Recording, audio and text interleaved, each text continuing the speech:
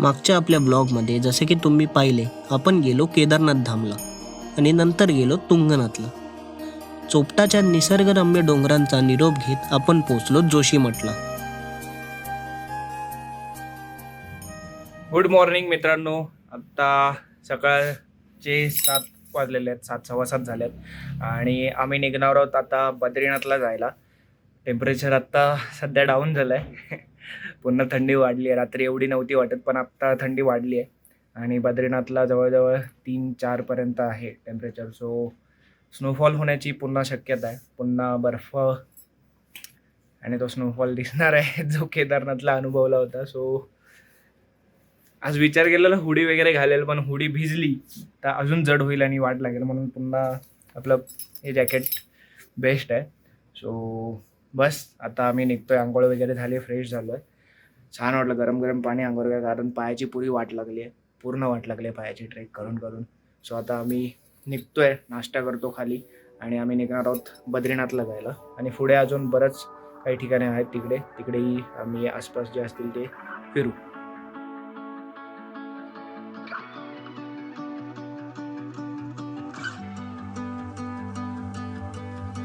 बद्रीनाथला जायचा आमचा प्रवास सुरू झाला आणि सुरू झालं राहुलच्या बड्डेचं सेलिब्रेशन.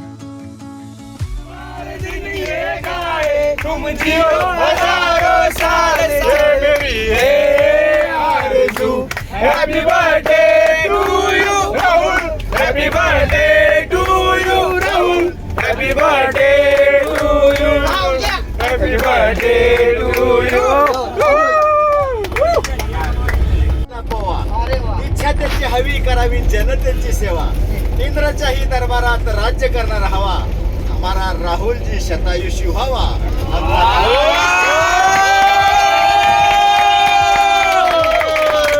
सगळ्यात शेवट शब्द फुलांचा हार आमचा तुम्ही गळ्यामध्ये घ्यावा. शुभेच्छांचा वर्षाव हा आकाशी घडावा. राहुलजी तुम्ही पुन्हा एकदा शतायुषी व्हावा या शुभेच्छा. जय शंकर.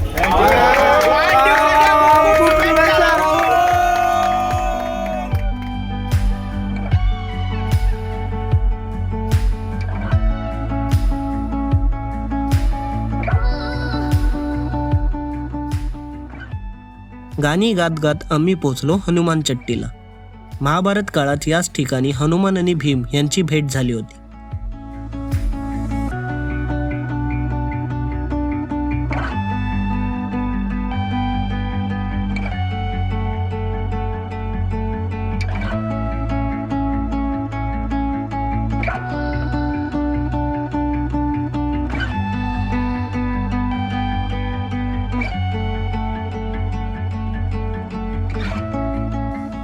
मित्रांनो, आम्ही इथे बद्रीनाथ विलेजच्या इथे उतरलो आहे, बेस कॅम्पच्या इकडे.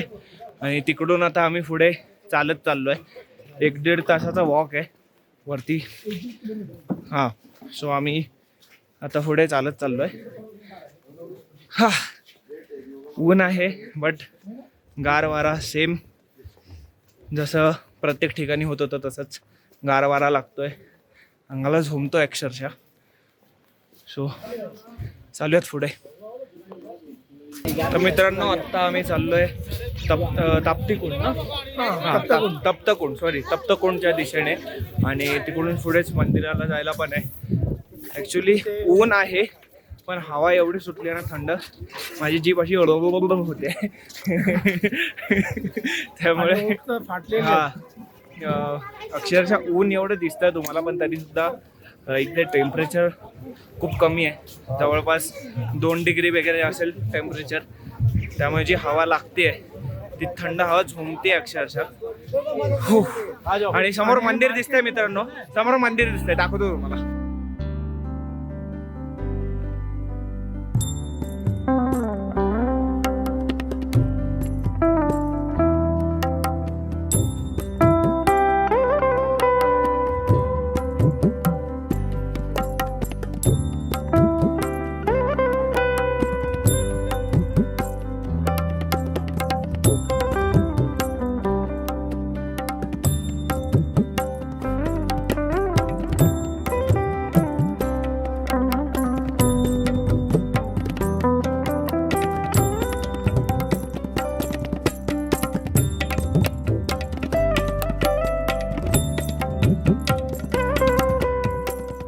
सप्तकुंड. 10,300 फूट उंचावर बर्फात असलेले हे बद्रीनाथ मंदिर. पण तरीही इथलं पाणी सतत गरम असतं. दैवी चमत्कारच.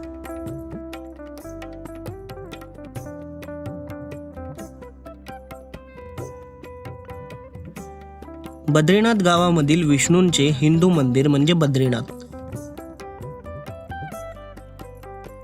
हिंदू धर्मातील सर्वात मानाच्या पवित्र 4 धाम तीर्थक्षेत्रांपैकी एक म्हणजे बद्रीनाथ मंदिर.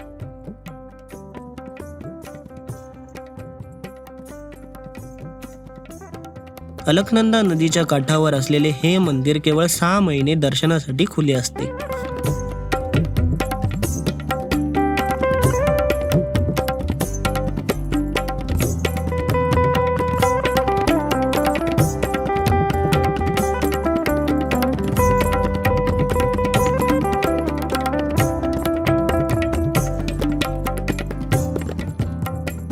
तर मित्रांनो, आमचं खूप छान असं दर्शन झालेलं आहे. आम्हाला उभं राहायला लागलं कारण आम्ही ज्या टायमाला पोचलो 12पर्यंत तेव्हा आतमध्ये भोग चढवत होते. सो आम्हाला थांबायला लागलं बाहेर दरवाजाच्या इथेच अर्धा तास. त्यानंतर आम्हाला आतमध्ये सोडलं, पण दर्शन खूप छान मिळालं. आम्ही निदान 5 मिनटं तरी आतमध्ये थांबून होतो. आम्ही खूप वेळ थांबलेलो तिथं आणि तेवढ्यात आतमध्ये आरती पण सुरू झाली. आरती सुरू झाली. सो खूप छान दर्शन मिळालं. अर्धा तास उभं राहिलो बाहेर, पण छान दर्शन झालं आणि खरंच छान वाटलं.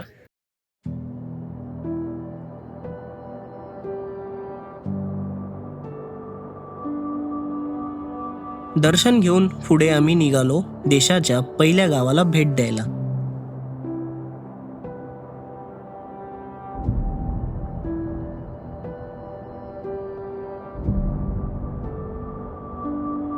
तर मित्रांनो, आता आपण आहोत भारतातलं पहिलं गाव माना विलेज. या गावाच्या इथे आपण आहोत आणि खरंच खूप भारी वाटतंय. इथे पाठीची तुम्ही नदी वाहताना बघताय ती आहे अलकनंदा नदी आणि इकडे आहे एंट्रन्स. आता आपण आतमध्ये जाऊया आणि अजून बरंच काही आतमध्ये फिरण्यासारखं.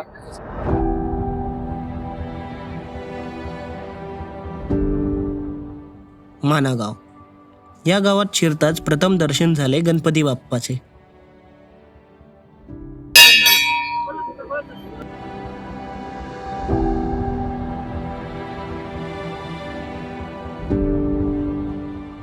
गणेश गुफा. याच गुफेमध्ये महर्षी व्यास यांनी महाभारत हे महाकाव्य गणपतींकडून लिहून घेतले.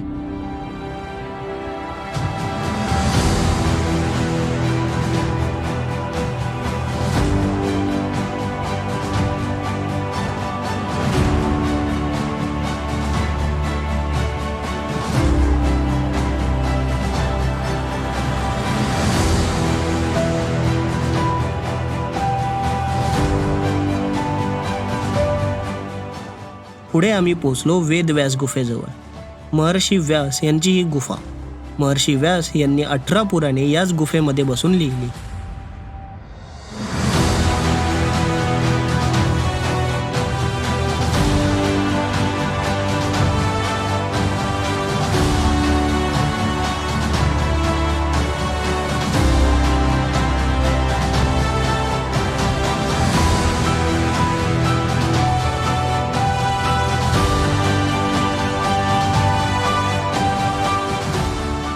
भारताच्या पहिल्या टी स्टॉलवर आलो आणि चहा पिणार नाही असं कसं होईल. हवेतला गारवा आणि त्यासोबत गरम गरम चहा. आहा, असा हा सुंदर अनुभव घेऊन आम्ही निघालो भीमपुलाकडे.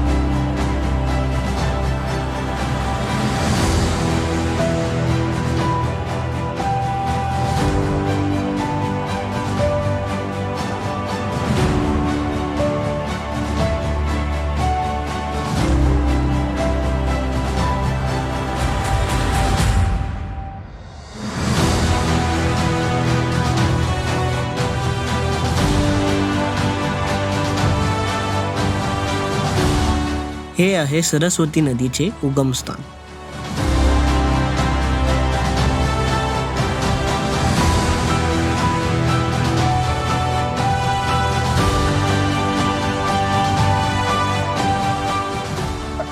तर मित्रांनो, तुम्ही जे माझ्या पाठी बघताय तो आहे भीम पूल.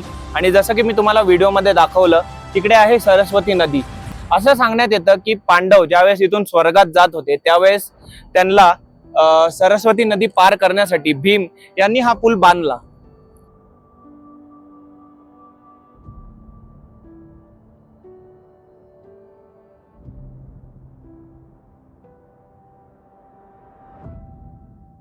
माता की वंदे वंदे छत्रपती शिवाजी महाराज की जय भवानी जय शिवाजी. तुमचं आमचं नातं काय जय जिजाऊ जय शिवराय.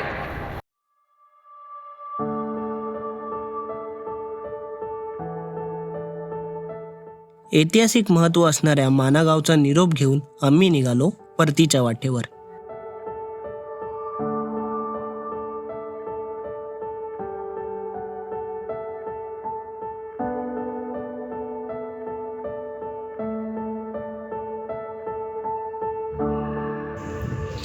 गुड मॉर्निंग मित्रांनो. आज आम्ही इथून जोशीमठ वरून निघतोय. ॲक्च्युली आमचा हॉटेल स्टे जो आहे तो हा इकडे आहे आणि इथे समोरच हायवे आहे, त्यामुळे गाड्या कंटिन्यू येतात जातात आणि आमची रूम पण इथेच होती, त्यामुळे रात्रीसुद्धा आवाज येत होते आम्हाला गाड्यांचे. बाय द वे, आज आम्ही इथून जोशीमठवरून निघतोय. आमचा प्रवास सुरू होतोय आता पुन्हा परतीचा. आम्ही आता जाणार आहोत ऋषिकेशला. इकडून 280-60 किलोमीटरचा प्रवास आहे. सो 6-7 तास नक्कीच लागतील आम्हाला. आणि हे जे आमच्या मागे इथे पाहत आहे, म्हणजे आम्हाला पण आत्ताच कळलं की हे जे कपलघाटी कपलेश्वर महादेव मंदिर जे आहे, इथे बद्रीनाथ देवांची पालखी इथे येते. जेव्हा वरती मंदिर बंद होतं तेव्हा तिकडून पालखी तिकडे येते. मंदिर इकडे कुठेतरी वरती आहे आणि लांब आहे. सो भरपूर लांब आहे, नाही तर आम्ही तिकडे गेलो असतो जर टाईम असता तर. बट टाईमची कमी आहे आणि आता निघायचं आहे पुन्हा. छत्रपती शिवाजी महाराज की जय भवानी जय शिवाजी जय भवानी जय शिवाजी हर हर महादेव. तुटायची नाही दोस्ती तुटायची नाही.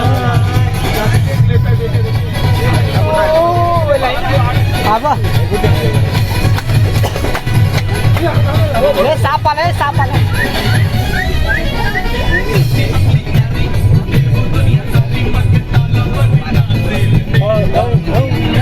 सँकी व सँकी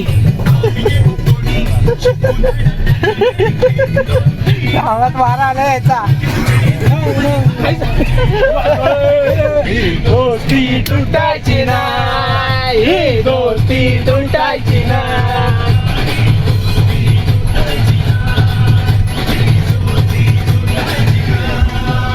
आई शपथ.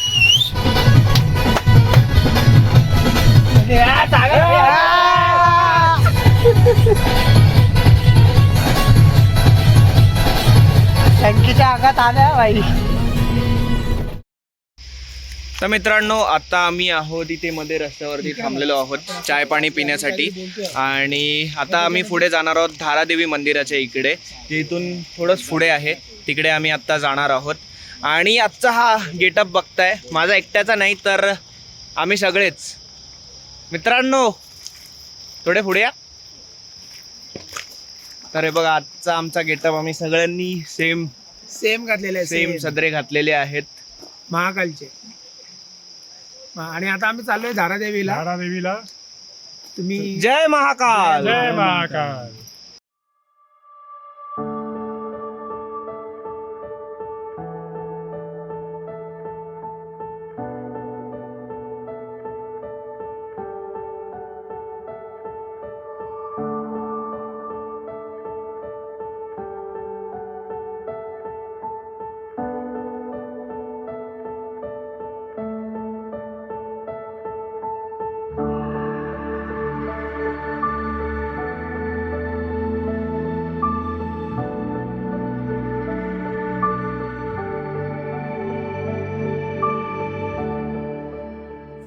उत्तराखंड आणि 4 धामची संरक्षक म्हणून धारी देवीची पूजा केली जाते. मंदिरात धारी देवीच्या मूर्तीच्या वरच्या अर्ध्या भागाचे पूजन होते, तर मूर्तीचा खालचा अर्धा भाग कालीमठ येथे आहे.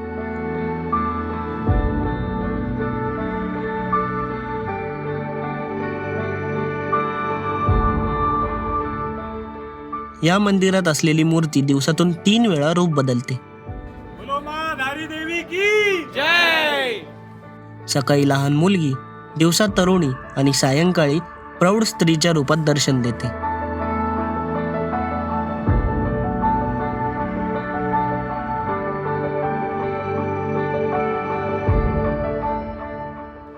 तर मित्रांनो, फायनली ऋषिकेशला आम्ही आलेलो आहोत. हा आमचा आजचा स्टे आहे. हे आमचं हॉटेलचं रूम. AC आहे इकडे, पाठी तुम्ही बघताय की TV आहे. हे इथे छान असं कपडे लटकवण्यासाठी दिलेलं आहे. ॲक्च्युली त्याचा काही उपयोग नाही, कारण आम्ही तसेच स्वतः उद्या सकाळी इथून निघणार आहोत. हा छान असा आरसा आहे गोल, जिथे छान अशी मिरर सेल्फी येऊ शकते. आणि इकडे वॉशरूम आहे. सो हा आमचा बेसिकली शेवटचा दिवस आहे इकडचा. उद्या सकाळी परतीचा प्रवास सुरू होईल आमचा. ऋषिकेशवरून दिल्ली आणि दिल्लीवरून ट्रेन आहे मुंबईसाठी. सो बऱ्याच आठवणी घेऊन इथून चाललो आहे. येताना आम्ही फक्त 5 जण होतो आणि जाताना आता खूप मोठा ग्रुप झाला आहे. बऱ्याच जणांची ओळख झाली. जेवढे ट्रिपमध्ये होते त्यांच्याशी सगळ्यांशी नवीन नवीन मित्र मिळाले आणि या सुंदर आठवणी घेऊन परतीचा प्रवास सुरू होतो आहे. अशा बऱ्याच गोष्टी आहेत ज्या कॅमेऱ्यात कॅप्चर नाही झाल्यात, पण त्या इथे कायम स्टोर आहेत आणि कायम आठवणीत राहतील ह्या सर्व गोष्टी. अशा बऱ्याच आठवणी घेऊन आमचा हा परतीचा प्रवास आता सुरू होतोय. छान गेले हे 10 दिवस. खूप मेमरीज आहेत आणि खरंच छान वाटतंय. या 10 दिवसात खूप मजा केली आहे आणि नक्कीच जो आमचा ग्रुप बनलाय, आमचं ठरलंय, जवळपासचे जे आहेत मुंबई पुण्याचे, त्यांचं आमचं ठरलंय की पुन्हा एकदा भेटूयात आणि नक्कीच सगळे मिळून एक ट्रिप प्लॅन करायची. प्रवास सुरू झाला तेव्हा आम्ही 5 जण होतो. प्रवासात नवीन मित्र मिळाले. अथर्व, सौरभ, विकास, मिहीर. अनोळखी असलेले लोक प्रवास संपेपर्यंत ओळखीचे झाले.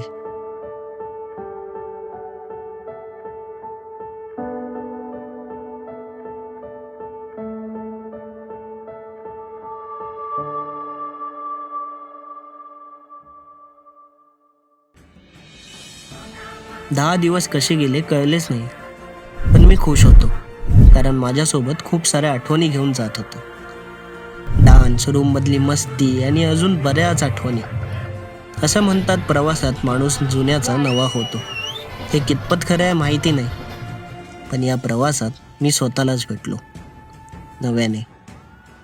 म्हणून मित्रांनो, एकदा का होईना अशा एका ट्रिपवरती जायलाच पाहिजे.